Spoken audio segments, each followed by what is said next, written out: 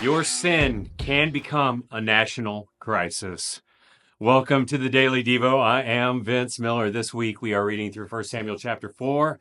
I've titled this chapter, Misusing Divine Power. Now, in the first few verses of chapter 4, we discovered that the Israelites were at war with the Philistines. They engaged in two battles, sustaining devastating losses. First, 7,000 dead, then 30,000 dead, until the Philistines claimed victory, captured the Ark of God, and then sent the Israelites running. With this, we pick up in verses 12 through 14. It reads, "A man of Benjamin ran from the battle line and came to Shiloh the same day with his clothes torn and with dirt on his head. When he arrived, Eli was sitting on his seat by the road watching, for his heart trembled for the Ark of God. And when the man came into the city and told the news, all the city cried out. When Eli heard the sound of the outcry, he said, 'What is this uproar?' Then the man hurried and came and told Eli." This is a tragic moment for Israel. It's very hard to capture in a short devotional how devastated God's people might have felt. The unnamed Benjamite makes the 20-mile run retreating from the battle and shows up wearing all the signs of a man in mourning. His clothes are torn.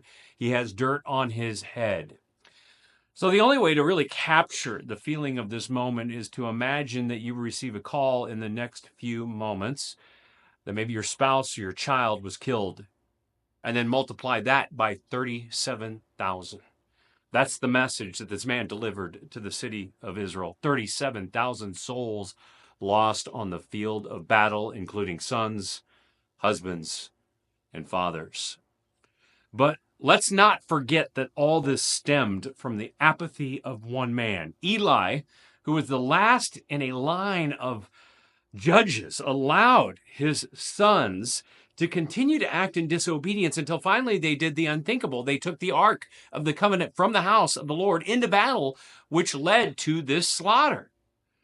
Listen carefully. Disobedient actions concern God, but so does disobedient inaction.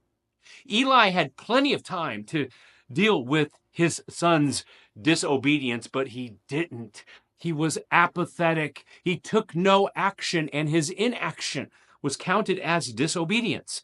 This devious sin had devastating consequences for him, his family, his legacy, and 37,000 families who were also impacted. Listen carefully.